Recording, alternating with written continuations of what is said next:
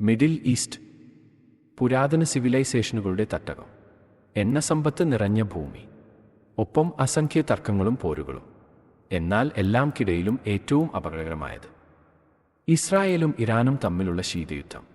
യുദ്ധം സംഭവിക്കാത്തതുപോലെയായിട്ടാണ് ഇരുവരും തമ്മിലുള്ള ഈ പക് തുടരുന്നത്, ശബ്ദമില്ലാതെ, മറഞ്ഞുകൊണ്ട്, അപകടം നിറഞ്ഞ്. ഈ വീഡിയോയിൽ ഈ പക എവിടെ നിന്നാണ് ആരംഭിച്ചത്, ഇന്നത്തേക്ക് അത് എങ്ങനെ എത്തിയിരിക്കുന്നു, ഒറ്റസ്മരണയിൽ നോക്കാം. നിങ്ങൾ വിശ്വസിക്കുമോ ഒരിക്കൽ ഇറാനും ഇസ്രായേലും സുഹൃത്തുക്കളായിരുന്നു എന്ന്? 1948-ൽ ഇസ്രായേൽ രൂപം കൊണ്ടപ്പോൾ ഭൂരിഭാഗം അറബ് രാജ്യങ്ങൾ അതിനെ എതിർത്തു. പക്ഷേ ഇറാൻ അപ്പോൾ പൂർണ്ണമായും പാശ്ചാത്യ മനോഭാവമുള്ള ഷായുടെ കീഴിലായിരുന്നു. അദ്ദേഹം ഇസ്രായേലിനെ അംഗീകരിക്കുകയും എണ്ണ കയറ്റി അയക്കുകയും ചെയ്തു. ഇരുരാജ്യങ്ങളും രഹസ്യമായി സൈനിക സഹകരണവും ഇന്റലിജൻസ് പങ്കുവയ്ക്കലും നടത്തി. പക്ഷേ 1979-ൽ എല്ലാം മാറ്റപ്പെട്ടു. ഇറാനിൽ രാജവാഴ്ച അട്ടിമറിക്കപ്പെട്ടു.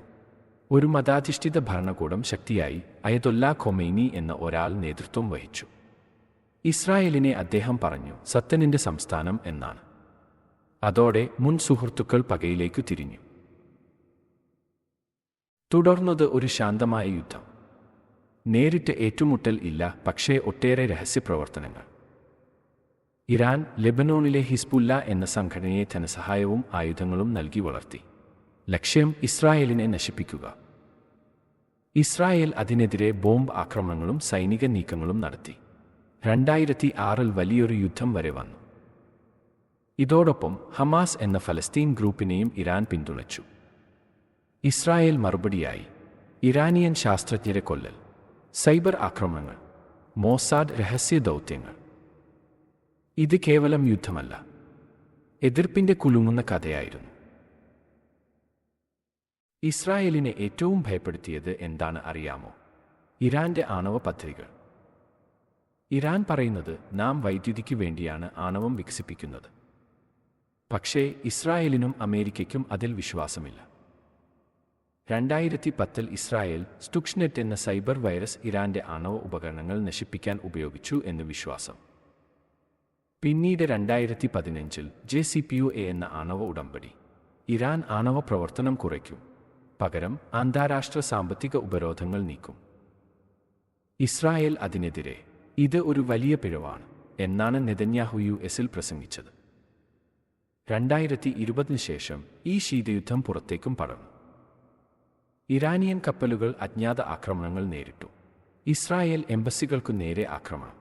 മോഹ്സെൻ ഫക്രിസദെ എന്ന ഇറാനിയൻ ആണവ ശാസ്ത്രജ്ഞൻ കൊല്ലപ്പെട്ടു. ഇസ്രായേൽ സിറിയയിലെ ഇറാനിയൻ താവളങ്ങൾ നിരന്തരം ബോംബ് ചെയ്തു. ഇതൊക്കെ കാണുമ്പോൾ യുദ്ധം നേരിട്ട് അല്ലെങ്കിലും ഇത് ഒരാശങ്കാജനകമായ സൈബർ പ്രോക്സി കുഴപ്പമാണ്. ഇനി എന്ത് നടക്കും? ഇറാനും ഇസ്രായേലും നേരിട്ട് യുദ്ധം നടത്തുമോ?